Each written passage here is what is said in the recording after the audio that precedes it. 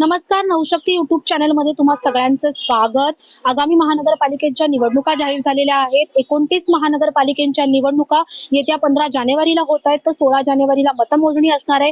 यानंतर या 29 महानगरपालिकेवर कुणाची सत्ता येणार हे आपण सगळे पाहणारच आहोत. पण याच अनुषंगाने आज मी आले आहे ठाणे महानगरपालिकेच्या हद्दीत.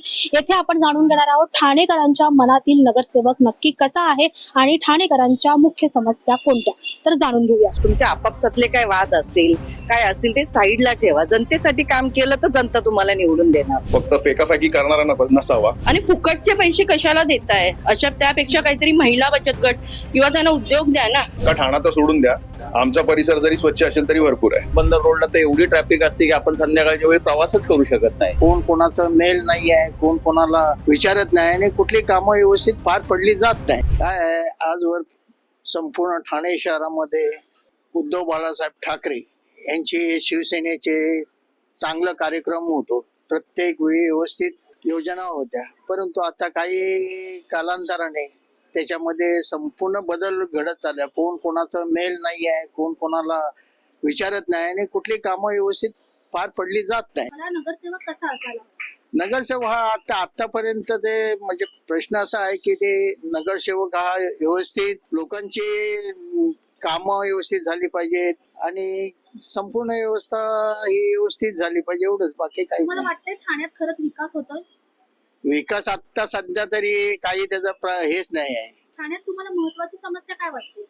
समस्यामध्ये आता काय रहदारी आहे, गाड्या वाहतुकाचा प्रॉब्लेम आहेच आहे, पुन्हा इतर गोष्टी आहेतच. तुम्हाला काय वाटतं जनतेच्या मनातला नगरसेवक कसा असावा? लोकप्रतिनिधी अजिबात लोकांच्या उपयोगी पडत नाही. आता ठाण्यामध्ये सिव्हिअर पाणी प्रॉब्लेम होता. आम्ही आमच्या नगरसेवकांना फोन करत होतो टँकरसाठी, पण त्यावेळेला जेव्हा क्रिटिकल कंडिशन्स आहेत, तुम्हाला गरज आहे, तुमची गरज लोकांना आहे, तेव्हा तुम्ही फोन स्विच ऑफ करून ठेवता. आणि आम्हाला माहितीच नाही की तुम्ही 5 वर्षात कधी तोंड दाखवलंय किंवा विचारलंय किंवा काही प्रॉब्लेम सॉल्व्ह केले. तर कोणत्याही पक्षाचा असो, पण जर लोकप्रतिनिधी लोकांसाठी अवेलेबल नसेल तर त्याचा जनतेला काही उपयोग नाही. असं म्हणलं जातं महिलांकडे बघण्याचा दृष्टिकोन बदलला आहे की आम्ही लाडकी बहीण योजना आणली म्हणजे मला असं वाटतं लाडकी बहीण योजनेचा गैरफायदा घेतला जातो. आम्ही टॅक्स पेयर आहोत. जर आमच्या पैशातनं जे हे नाहीये, पात्र नाहीये, अशा लोकांना पैसे जात आहेत आणि आम्हाला सुविधा मिळत नाहीये, तर त्याचा आम्हाला उपयोग काय? बरेच अपात्र लोक क्लेम करतायत आणि फुकटचे पैसे कशाला देताय? अशा त्यापेक्षा काहीतरी महिला बचत गट किंवा त्यांना उद्योग द्या ना. फुकट जर खायची सवय लागेल तर माणूस मेहनत करेल का? तुम्हाला काय वाटतं ठाण्यामध्ये नगरसेवक कसा असावा? नगरसेवक कसा असावा म्हणजे तो काम करणारा असावा. फक्त फेकाफेकी करणारा नसावा. कारण की एवढे वर्ष हेच चाललेलं आहे. निवडणुका आल्या की येतात, मग पैशाचा आमिष दाखवणार, बाकी अजून काही गोष्टी आहेत, ते सगळं लोकांना दाखवून मतं घेणार आणि त्याच्यानंतर 5 वर्ष गायब होणार. ठाणे बदलतंय असं दाखवलं जातंय, ठाणे स्वच्छ आहे असं दाखवलं जातंय, पण तुम्हाला असं खरंच वाटतंय काही? नाही, बिलकुल नाही. कारण की अख्खा ठाणा तर सोडून द्या, आमचा परिसर जरी स्वच्छ असेल तरी भरपूर आहे. योजनांचा पाऊस पडला जातो, तर या योजना खरंच ठाणे महानगरपालिकेचा विकास करू शकतात का किंवा येत्या निवडणुकीत आपला निकाल दाखवू शकतात? नाही, योजना म्हणजे हे फक्त लोकांना दिलेली ब्राईब आहे की हे तुम्ही घ्या आणि तुम्ही गप्प बसा. बाकी आम्हाला जे काय करायचं ते आम्ही 5 वर्षात करू. ठाण्यामध्ये शिंदेच्या काळात मोठा विकास झालेला दिसतोय की उद्धव ठाकरेंच्या काळामध्ये खूप चांगला विकास होत होता? शिंदेचा काळ आपण हा बोलता येणार नाही, कारण की शिंदेचा काळ हा जवळजवळ 2.5 वर्ष मागे एवढाच झालेला आहे. पण ह्याच्या अगोदर जे काय होतं ती एक शिवसेना होती आणि ते ठाकरेंचाच काळ होता तो, आणि त्याच्यामध्ये प्रगती झालेली आहे बऱ्यापैकी. आता सुद्धा प्रगती होत असेल, पण जेवढी पाहिजे तेवढी नाहीये, कारण की ट्रॅफिकची समस्या आहेच. तुम्ही सांगता कचऱ्याचा तो एक समस्या आहेच. त्याच्यानंतर अजून बरेचसे छोटे मोठे गोष्टी आहेत की ते अजून म्हणजे आपण 100% डेव्हलप झालेलं असं बोलूच शकत नाही. ठाण्यात मेजर समस्या काय वाटतात? ट्रॅफिकची मोस्टली खूप मोठी समस्या आहे. कारण आपला अर्धा वेळ तर त्या ट्रॅफिक मध्ये जाते. घोडबंदर रोडला तर एवढी ट्रॅफिक असते की आपण संध्याकाळच्या वेळी प्रवासच करू शकत नाही. हा मेजर प्रॉब्लेम आहे ट्रॅफिकचा. नगरसेवक कसा असावा? नगरसेवक म्हणजे आपल्या वार्डातली कामं करणारा असावा, की आपण प्रत्येक वेळी कुठल्या समस्येमध्ये असेल तर आपण त्यांना फोन केला किंवा काय केलं तर तो संपर्कात येणारा असावा.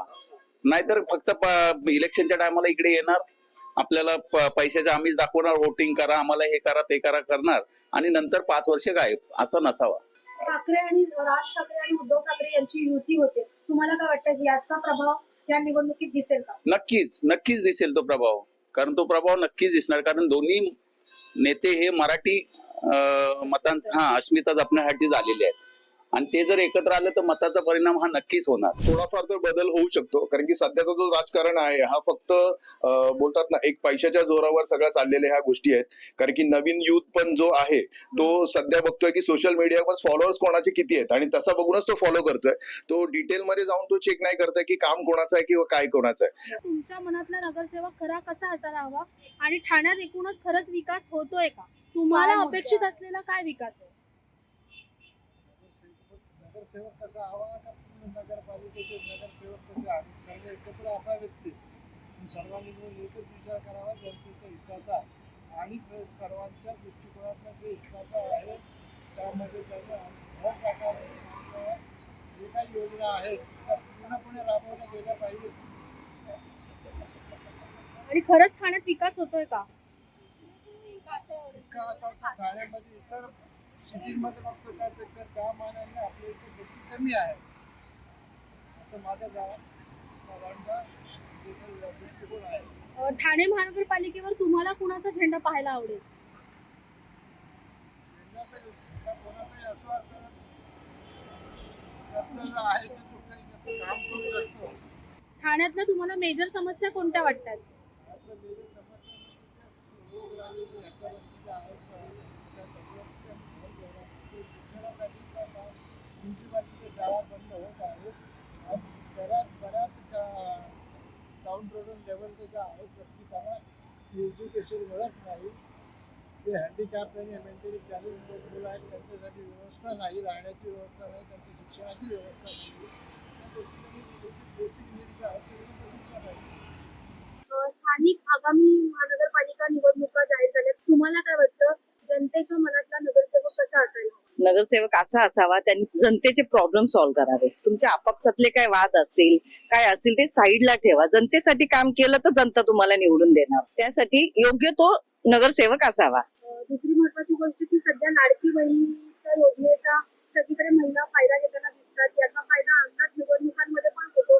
तुम्हाला वाटतं का की महिला आता राजकारण बदलू शकतात? महिला तर बदलू शकतात, तर तिचं घर सांभाळू शकते तर भारत सरकार का नाही सांभाळू शकत?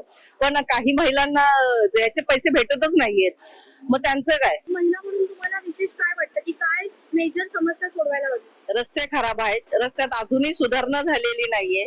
त्याच्यानंतर लेडीजला वॉशरूम साठी खूप प्रॉब्लेम होतो. तिला अक्षरशः शौचालय शोधावं लागतं. तो त्यांचा प्रॉब्लेम सॉल्व्ह करावा. आणि ट्रेनला एवढी प्रचंड गर्दी असते की अजूनही लेडीजला प्रॉब्लेम होतो. त्याच्यामुळे सरकारने याच्याकडे लक्ष द्यावं. आणि सॅनिटरीसाठी पण थोडं काही व्यवस्था करायला पाहिजे. जसे की पब्लिक प्लेसमध्ये ठाणे स्टेशन असो कुठल्याही प्रत्येक स्टेशनवर गरजच आहे. कारण ना शोधावं लागतं कुठं आहे कुठे. प्रत्येक मुली सोबत घेऊन नाही फिरत, तर ते सगळ्यात मोठा प्रॉब्लेम आहे. आणि ट्रेनमध्ये पण खूप असं म्हणजे डबे वगैरे वाढवायला पाहिजेत. आणि ट्रेन पण एक दोन असं स्पेशल लेडीजसाठी करायला हव्यात. कारण मी ट्रॅव्हलिंग करताना खूप प्रॉब्लेम होतो. स्टेट गव्हर्नमेंटचे एम्प्लॉई लोकांना पेन्शन पाहिजे ते त्यांना पेन्शन नाही देता. आमदार आहेत खासदार आहेत त्यांना तुफान पेन्शन घेतात आणि सामान्यांचे एकदम काय करतात की अगदी डोळे झाकपणे लुटमार करतात असं माझं मत आहे. नगरसेवक कसा असायला? नगरसेवक हा त्या एरियाचा काम करणारा कार्यक्षम असावा आणि माझ्या मताप्रमाणे तो वेल एज्युकेटेड असावा.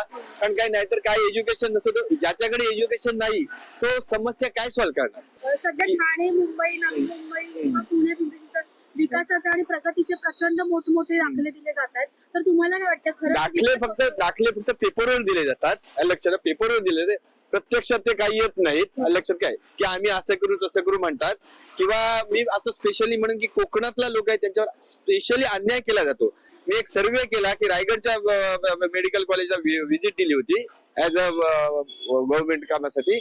फक्त जिल्ह्यातला एक स्टुडंट तिथे होता. मग कशासाठी ते जिल्हे आम्ही म्हणतो की जिल्ह्यासाठी पे करतो. मग जिल्ह्यासाठी म्हणजे तिथला विकास व्हायला पाहिजे. पात्र नाही तसं आहे का सांगा बघू.